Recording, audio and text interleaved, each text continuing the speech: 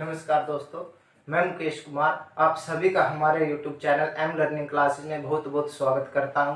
हमने हमारे इन क्लासेस में मैथ को बिल्कुल बेसिक लेवल से शुरू किए हुआ है और उसी सिलसिले में हमने रेशियो एंड प्रोपोर्शन चैप्टर शुरू किए हुआ है और उसमें हम 6 वीडियो पहले ही डाल चुके हैं। तो आज हम इसका पार्ट 7 देखते हैं। तो और कुछ पिछली वीडियो में हमारा कुछ पार्ट रह गया था, तो वहीं से शुरू करते हुए इनकम, एक्सपेंडिचर और सेविंग्स वाले टॉपिक से एक सम रहता है, इसको खत्म करके तो हम आगे नेक्स्ट कंसेप्ट पे बढ़ते हैं। तो आइए देखते हैं वो सम क्या है और हम इसको कैसे सोल्व कर सकते हैं। इसने क्या कहा हुआ है, ए और बी की आय का अनुपात 3:4 है और उनका खर्च 4:7 के अनुपात में है। ए बी की बचत बराबर है और यदि ए 800 रुपए अधिक बचाता है और बी 400 रुपए अधिक खर्च करता है तो उनकी बचत का अनुपात 7:4 हो जाता है। तो ए बी की औसत आय निकालिए, यानी कि ए बी की एवरेज इनकम निकालिए। इसने क्या कहा है, दोबारा पढ़ते हैं। कुछ एक दोस्तों को तो ये क्वेश्चन पहली बार में समझ ही नहीं आया होगा, इसने क्या कहा है और क्या पूछा है कुछ एक, लेकिन कोई बात नहीं, इसे को 2-3 बार पढ़ते हैं ताकि आपको अच्छे से समझ में आ जाए।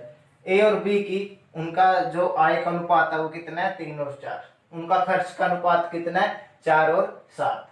ए बी की बचत बराबर है और इसके बाद क्या है, और यदि, यहां पर यदि लग गया, इसका मतलब यहां से क्वेश्चन का एक सेकंड पार्ट शुरू हो गया यहाँ, लेकिन यहाँ तक इसका क्या क्वेश्चन का एक पार्ट फर्स्ट है। तो सबसे पहले हम क्वेश्चन के पार्ट फर्स्ट को देखते हैं। यहाँ तक ए बी की बचत बराबर है, यहाँ तक ए बी की बचत बराबर है। तो आइए देखते हैं हम इसको कैसे सोल्व कर सकते हैं। मैंने पिछली वीडियो में आपको बताया था, इनकी आय का अनुपात अलग आपको अलग लिखना है, खर्च का अलग लिखना है और बचत का अलग लिखना है। आय का अनुपात कितना दिया हुआ है, 3 और 4, और उनका खर्च का अनुपात कितना दिया हुआ है, खर्च का 4 और 7। आगे देखो, आगे इसने कुछ दिया हुआ है, आगे इसने सिर्फ कहा हुआ है कि भाई ए बी की बचत बराबर है। क्या इसने हमको बचत का अनुपात दिया हुआ है? इसने हमको बचत का अनुपात नहीं दिया हुआ है, सिर्फ इसने एक हिंट दिया हुआ है कि भाई ए बी है, उनकी बचत बराबर है। ए बी की बचत बराबर कब आ सकती है, ए और बी की बचत बराबर जब यहाँ पर और यहाँ पर डिफरेंस सेम होगा। यहाँ पर डिफरेंस कितना है, 3 और 4 के बीच में 1। यहाँ पर डिफरेंस कितना, 4 और 7 के बीच में 3। अगर हम यहाँ पर डिफरेंस हमको सेम करना है तो क्या करेंगे, इस पूरे को ऊपर वाले को 3 के साथ मल्टीप्लाई कर देंगे। यहाँ तो 3 बनाने की जरूरत नहीं है, तो पूरा डिफरेंस सेम आना चाहिए हमारा। इसका भी डिफरेंस सेम हो, इसका भी सेम हो, मतलब दोनों का डिफरेंस इक्वल आना चाहिए।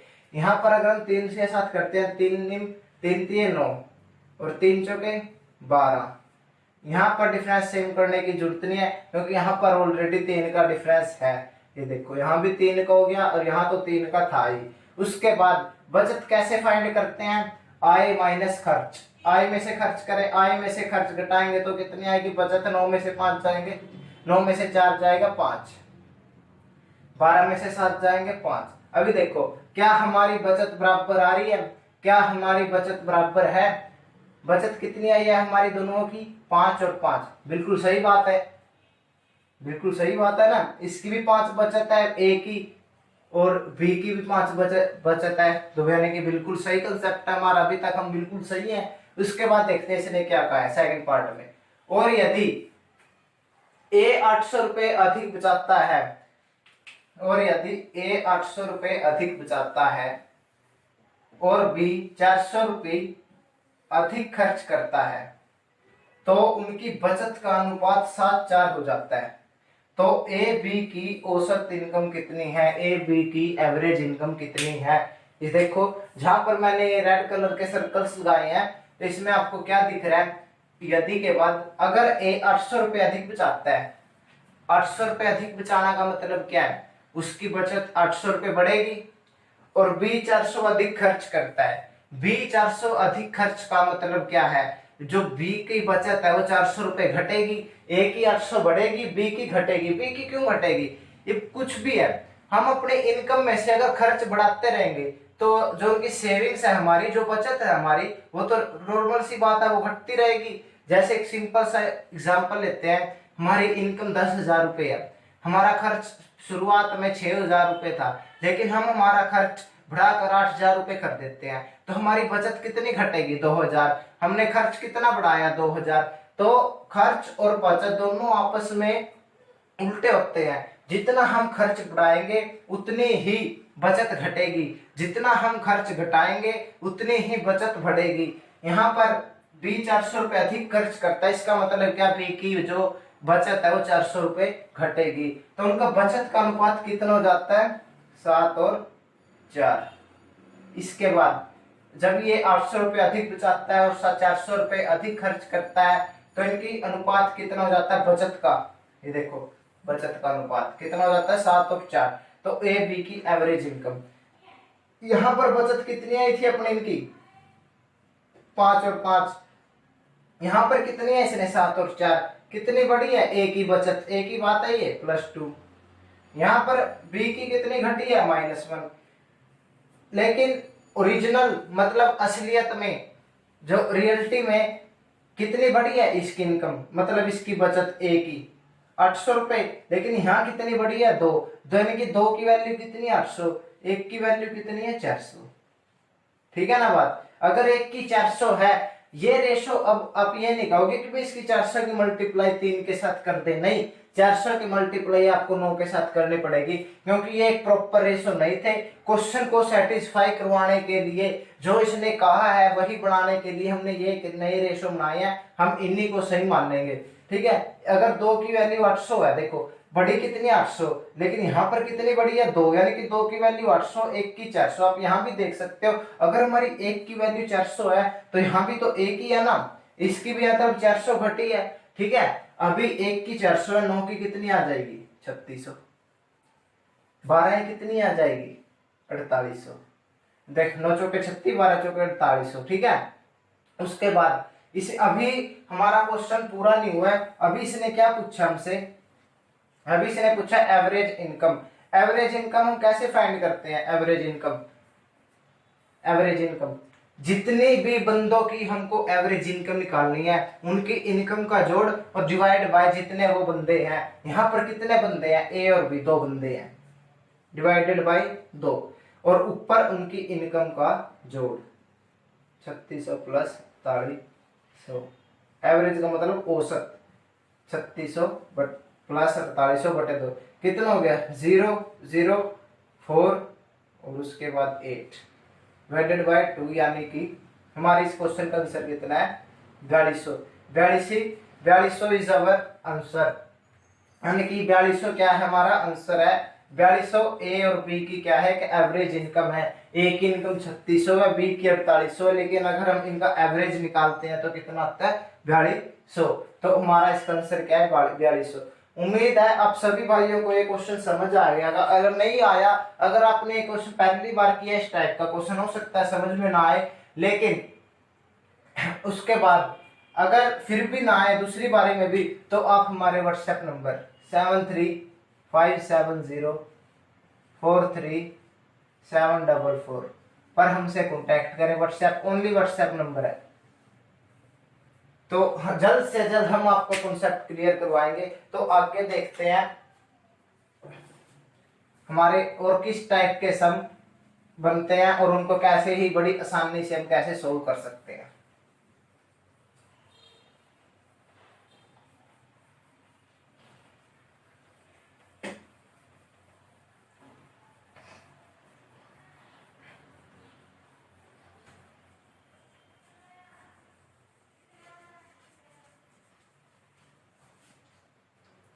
महाराज का सेकंड सम देखते हैं। आगे आगे जो सम है वो हमारे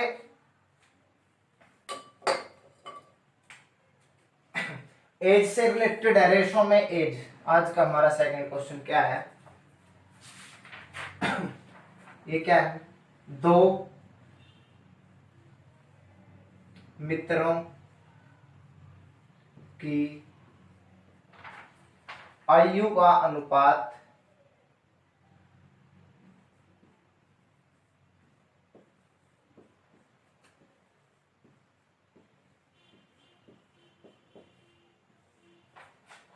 1:2 है।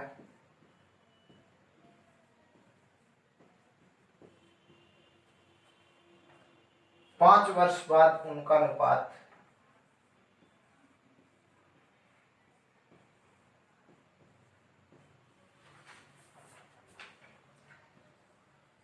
उनकी आयु का अनुपात।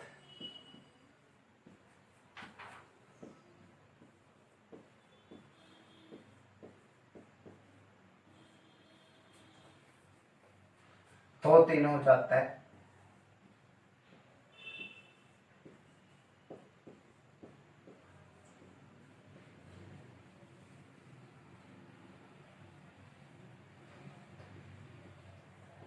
तो बड़े मित्र की आयु कितनी है? आयु कितनी है, हमको ये फाइंड करना है। जरा 2 सेकंड आप लोग वेट करेंगे, बस 2 सेकंड।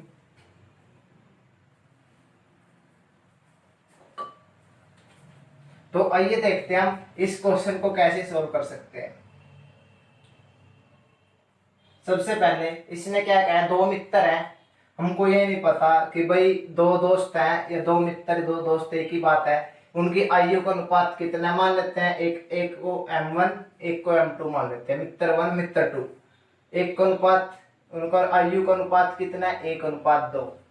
लेकिन 5 वर्ष बाद उनकी आयु का अनुपात कितना हो जाता है, 2:3। तो बड़े मित्र की आयु कितनी है? बड़ा मित्र कौन सा है? बड़ा मित्र यानी कि जो आयु में बड़ा है, यानी कि जिस मित्र की आयु बड़ी है, यानी कि M2। जैसे इसकी एक आयु है, इसकी 2, बड़ा कौन सा हुआ, 2 वाला। ठीक है, हमको ये M2 की क्या निकालनी है, आयु निकालनी है। लेकिन आपको आप कैसे, आप कहोगे कैसे निकाल लेंगे? इसने एक हिंट दिया हुआ है उसमें, 5 वर्ष बाद उनकी आयु का अनुपात 2:3 हो जाता है। यहां से यहां तक आने में इसको कितने साल लग गए, 5 साल। लेकिन ये बड़ा कितना है, फिर भी 1, और यहां से यहां तक फिर भी 1, लेकिन यहां भी 1 और यहां भी 1। आपको एक बात बताते हैं, अगर किसी की भी कोई भी एज है, एज में जो डिफरेंस है वही डिफरेंस रहेगा पूरी उम्र तक। डिफरेंस में कोई वो नहीं होगा, कोई चेंज नहीं आएगा। जैसे आपकी उम्र 20 साल है और जो आपका छोटा भाई है उसकी उम्र 18 साल है, आपकी दोनों की एज में गैप कितना है, 2 साल। अगर अभी आप देखो, पूरी उम्र जब तक आप मतलब जियोगे, पूरी उम्र आपके दोनों भाइयों के बीच में डिफरेंस कितने का रहेगा, 2 साल का। अगर यहाँ पर डिफरेंस, अगर आप 22 के होगे तो आपका भाई 20 साल का होगा। अगर आप 50 के होगे तो आपका भाई 48 साल का होगा। अगर आप 100 साल के होगे उसके बाद आपका भाई 98 साल का होगा। डिफरेंस तो हमेशा 2 का ही रहेगा ना, आपके और आपके भाई के बीच में। तो यही बात यहाँ पर लागू होती है। यहाँ पर डिफरेंस कितना है, 1, डिफरेंस 1, तो यहाँ भी डिफरेंस 1 होना चाहिए। और हमारे क्वेश्चन के अकॉर्डिंग डिफरेंस यहाँ पर 1 है। अगर डिफरेंस यहाँ पर 1 हो या यहाँ पर 2 हो तो आपको डिफरेंस सेम करना पड़ेगा। या तो आप यहाँ पर भी 2 करोगे या यहाँ पर 1 बनाओगे। तो इससे इजीली क्या रहेगा, आप यहाँ पर 2 बना दो। कैसे? इसको जो ऊपर वाली रकम है इसको पूरी को 2 के साथ मल्टीप्लाई करके। लेकिन यहाँ पर डिफरेंस हमारा दोनों जगह सेम है तो कोई दिक्कत नहीं है। यहाँ से यहाँ तक आने में इसको, यहाँ कितना बड़ा है, 2 से 1 3, 1, यहाँ से 1 से 2 1, यानी कि इस 1 कितने साल में बड़ा है, 5 साल में। यानी कि 1 की वैल्यू कितनी है, 5। तो बड़े मित्र की उम्र कितनी है, 2 की वैल्यू कितनी आएगी, 10। ये हमारा क्या था, आज का सेकंड क्वेश्चन। देखो कितना इजी था। आपको बस एक बात याद रखनी है, इस आयु वाले क्वेश्चन में एज का जो आयु का अनुपात देगा ना आपको, एज वाले क्वेश्चन में उनके जो एज का डिफरेंस है वो हमेशा सेम रहेगा। आपके और आपके दोस्त के बीच जो एज गैप है वो पूरी उम्र तक उतना ही रहेगा, ना वो बढ़ेगा ना वो कम होगा। ठीक है। उसके बाद जैसे कई क्वेश्चन हमको कंफ्यूजिंग के लिए देता है, जैसे जैसे कुछ भी क्वेश्चन, जैसे क्वेश्चन मान लेते हैं कि भाई एक लड़के की उम्र 100 साल है, उसकी बहन की उम्र उससे आधी है, उसकी बहन की उम्र उससे आधी है। जब लड़का 200 साल का होगा तो उसकी बहन की उम्र कितनी होगी। उसकी बहन की उम्र, उस लड़के की उम्र कितनी है 100 साल, उसकी बहन की उम्र कितनी है उससे आधी है। लेकिन जब लड़का 200 साल का होगा तब उसकी बहन की उम्र कितनी होगी 150 साल। कितनी होगी 150 साल।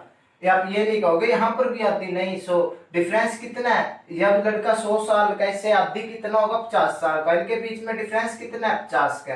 डिफरेंस कितना है, डिफरेंस तो 50 का रहेगा। 100 150 में कितना, 200 150 में कितना डिफरेंस है 50। आप यहाँ ये नहीं कहोगे कि भाई इसकी बहन की उम्र यहाँ 100 साल है क्योंकि 100 इसकी 200 का आधा है। नहीं, एज वाले क्वेश्चन में आपको यही बात याद रखनी है और कुछ नहीं रखनी कि भाई जो एज गैप है वो हमेशा सेम रहता है, उसमें कभी भी कोई चेंज नहीं आता। जैसे यहाँ पर 2 से 3 1 का डिफरेंस, 1 से 2 1 का डिफरेंस। इस लेकिन ओरिजिनल डिफरेंस कितना है 5। 1 की वैल्यू 5, 2 की कितनी आ जाएगी 10। यानी कि बड़ा मित्र M2 कितने साल का है 10 साल का। ठीक है, ये हमारा क्या हो गया आंसर। तो सेकंड क्वेश्चन देखते हैं इसी पर बेस्ड, वो किस टाइप का है। ये वैसे बहुत सिंपल था, इससे थोड़ा सा आगे बढ़ते हैं हम।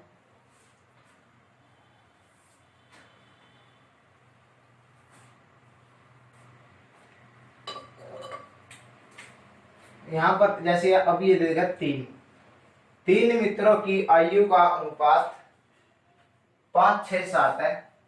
कितना, 5:6:7 है। 4 वर्ष पूर्व उनकी, आगे तो पूरा चलिए यहाँ चेंज कर देते हैं। 4 वर्ष पूर्व उनकी आयु का, यहां से चेंज होगा ये पूरा क्वेश्चन। उनकी आयु का योगफल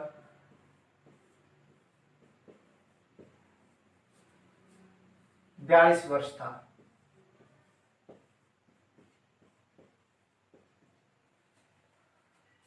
तो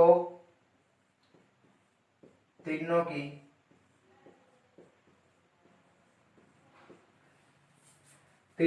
वर्तमान आयु क्या है।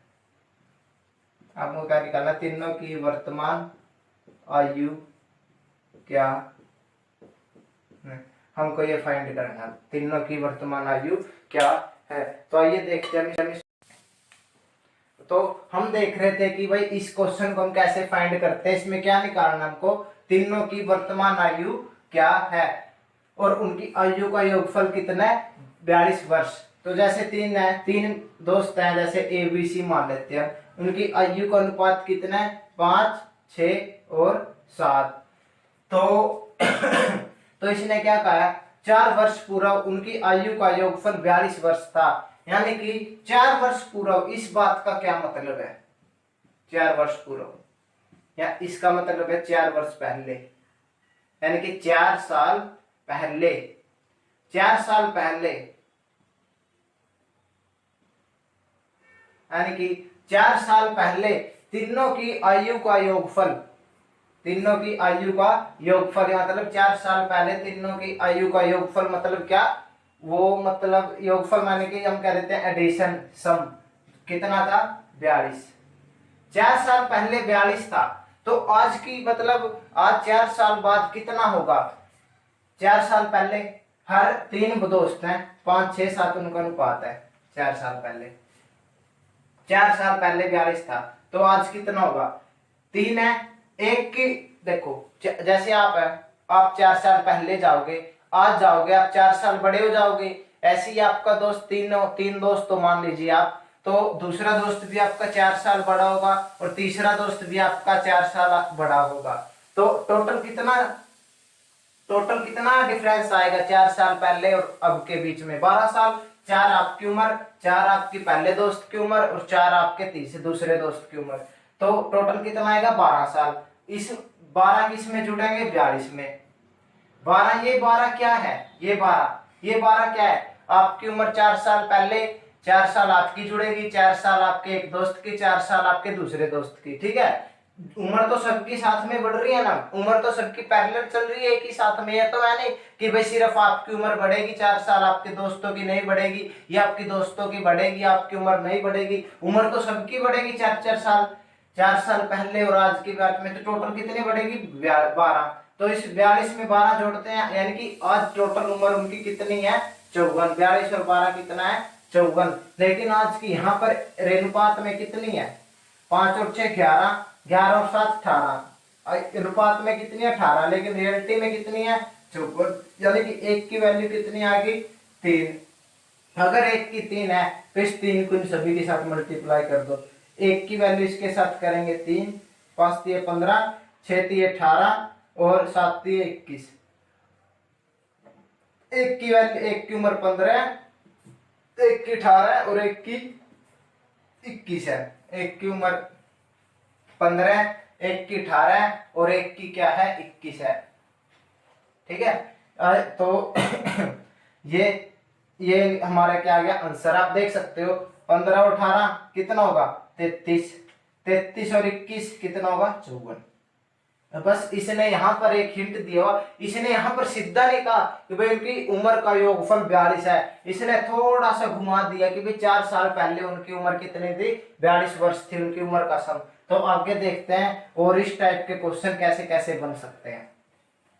पिता पुत्र बेस्ड पे क्वेश्चन आ सकते हैं इसमें पेपर में, इस कंसेप्ट से। जैसे पिता पुत्र मतलब क्या, अभी आपको दिखाते हैं वो क्वेश्चन कैसे होते हैं और हम कैसे उनको सोल्व कर सकते हैं।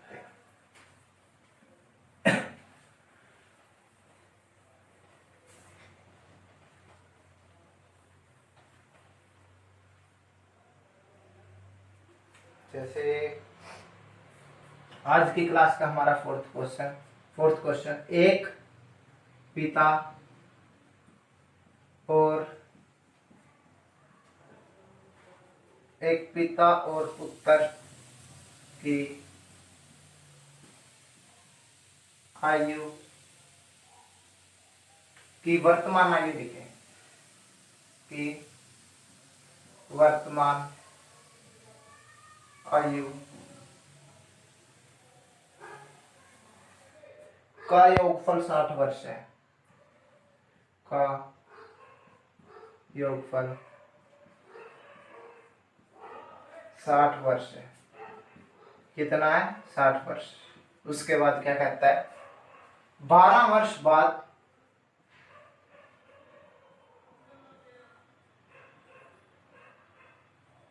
पुत्र पिता की उम्र, पिता 12 वर्ष बाद पुत्र पिता की उम्र, ऐसे लिखो, ये पुत्र की आयु लिखो, पुत्र की आयु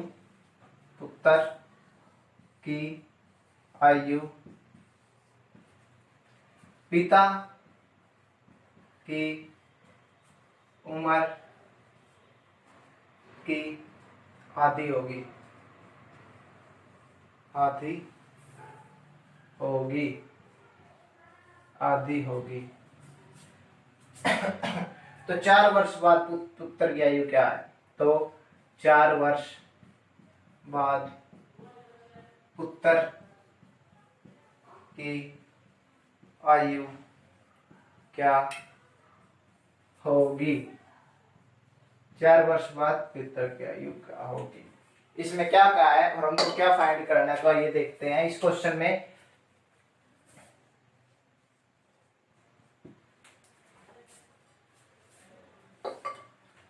जैसे एक पिता है, एक उसका पुत्र है, उनकी वर्तमान आयु का योगफल कितना है, 60 वर्ष है। 12 वर्ष बाद पुत्र की आयु पिता की उम्र की आधी होगी, तो 4 वर्ष के बाद पुत्र की आयु क्या होगी। हमको क्या फाइंड करना, हमको ये फाइंड करना है, गिवन हमको ये क्या, वर्तमान की उम्र का योग कितना है, 60। 12 वर्ष बाद पुत्र और पिता की, जो पुत्र की आयु है वो अपने पिता से आधी होगी। मान लो उसका पिता अगर 100 साल का है तो 12 वर्ष के बाद उसके पुत्र है वो 50 साल का होगा। ठीक है, तो आज देखते हैं कि भाई, अभी देखते हैं मतलब इसको हम कैसे सोल्व कर सकते हैं। इसमें एक लिख सकते हैं फादर, उसका सन, एफ फादर, एस से सन, उसकी उनकी उम्र अभी वर्तमान में कितनी उम्र है 60। 12 साल के बाद उनकी उम्र का योगफल कितना होगा 12 साल के बाद, 12 उसके पिता की आयु बढ़ेगी, 12 पुत्र की बढ़ेगी। 12 वर्ष के बाद देखो 12 वर्ष बाद टोटल उम्र कितनी हो जाएगी 84। यानी कि कैसे 12 उसके पिता की और 12 ही उसके खुद की, ठीक है, 12 और 12 24, 60 और 24 84। लेकिन अभी मान लेते हैं हम कि भाई 12 वर्ष के बाद उसके पिता की वैल्यू आयु है जो वो एक्स होगी, 12 वर्ष के बाद उसके पिता की आयु है वो एक्स होगी। तो इसने क्वेश्चन में क्या दिया हुआ है, तो पुत्र की आयु पिता की आयु की आधी होगी। अगर 12 वर्ष के बाद पिता की आयु एक्स है तो पुत्र की आयु कितनी होगी x/2, इसकी आधी, ठीक है। और उनका योगफल कितना है 84। 84 हमने कैसे फाइंड किया, 12 वर्ष पहले 60 थी, 12 वर्ष के बाद 84 होगी, इनका जोड़ कितना है 84। अगर हम यहाँ से x की वैल्यू फाइंड करते हैं, एलसीएम लेके, एलसीएम आएगा इसका 2x plus x equal to 84, यानी कि 3x equal to 84 multiply 2, x की वैल्यू क्या आएगी 84 मल्टीप्लाई 2 डिवाइडेड बाय 3, यहाँ से कटेगा ये आएगा 3 दूनी 6, 3 8 24, 28 दूनी 56। x की वैल्यू कितनी आएगी 56। अगर 12 वर्ष के बाद पिता की आयु 56 है तो उसी समय पुत्र की आयु कितनी होगी, पुत्र की आयु, अगर 12 वर्ष के बाद पिता की 56 है तो पुत्र की आयु कितनी होगी 18। अगर 12 वर्ष पहले कितनी होगी 16, यहाँ पे इसकी 12 वर्ष कितनी होगी 12 वर्ष पहले 44। यानी कि यहाँ पर जो इसने शुरुआत में क्वेश्चन पूछे थे इनकी वर्तमान आयु कितनी है 44 और 16, वर्तमान आयु एक 44 है एक 16 है, वर्तमान आयु कितनी है इनकी 44 और 16। 16 कैसे आया, x की वैल्यू कितनी है 56, ये तो जो हमने ये x लिखा था तो 12 वर्ष के बाद लिखा था, यानी कि अब 12 वर्ष के बाद इसकी 56 होगी, पुत्र की 28, लेकिन वर्तमान आयु इसकी 16 है, 12 वर्ष पहले वाली ये इसकी 44 है। तो इसने क्या पूछा है 4 वर्ष बाद पुत्र की आयु क्या होगी, अभी वर्तमान में पुत्र की आयु 16 है तो 4 वर्ष बाद कितनी होगी 16 और 4 20, कितनी होगी 16 और 4 20, ठीक है। इसका आंसर हमारा क्या आ गया।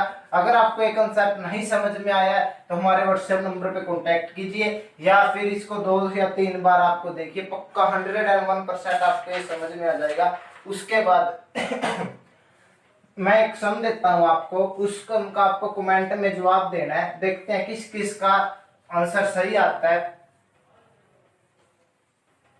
अभी तक तो बी के इंडिया, पंकज शर्मा चंदाना और 1-2 भाई हो रहा है, एक म्यूजिक नाम से है उसका कमेंट में नाम म्यूजिक आता है और एक का नाम लव आता है। ये 4-5 दोस्त हैं जिनके आंसर सही आते हैं, और उसके एक दोस्त है राजस्थान से, गुजरात से है, उनके भी आंसर सही आ रहे हैं। तो आज देखते हैं हम कमेंट वाला क्वेश्चन क्या है। जैसे राम और श्याम, दूसरे मत क्वेश्चन, राम और श्याम की आय का अनुपात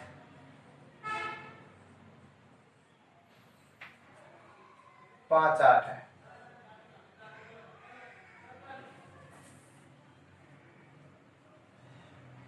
तथा उनके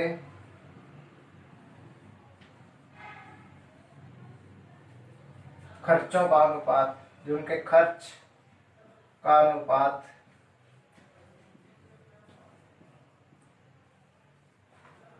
1:2 है।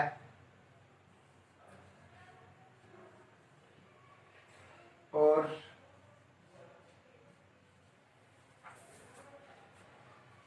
प्रत्येक की बचत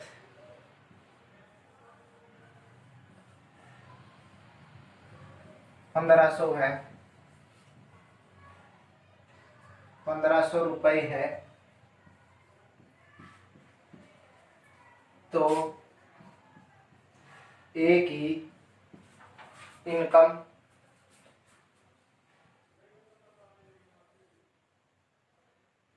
एक इनकम क्या है, एक इनकम क्या है, हमको क्या फाइंड करना है, एक ही इनकम कह सकते हो आप या आय कह सकते हो, एक ही बात है। क्या दिया हुआ है वो आपको देखना है, इसमें क्या दिया हुआ है, हमको क्या फाइंड करना है, आपको इसका जवाब कमेंट में देना है। तो आपको क्या करना है, इसका जवाब क्या करना है, कमेंट में देना है।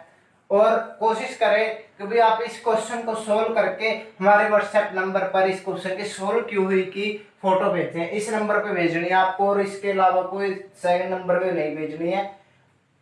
कोशिश करें इसकी फोटो खींच के आप इस नंबर पर व्हाट्सएप करें, ताकि हम देख सके कि भाई हमारे करवाए हुए कॉन्सेप्ट आपको कितने क्लियर हो पा रहे हैं। ठीक है, तो आज के लिए हम इतना ही रखते हैं, अगली वीडियो में मिलते हैं एक नए कॉन्सेप्ट और नए टाइप के साथ, ताकि वो भी हम आपको अच्छे से अच्छा कंटेंट प्राप्त करा सकें और भी अच्छे तरीके से आपको आपके जो इनमें वो मतलब प्रॉब्लम्स है उनको क्लियर करवा सके। तो आज के लिए इतना ही, आप सभी लोगों का हमारे साथ जुड़ने के लिए बहुत बहुत धन्यवाद।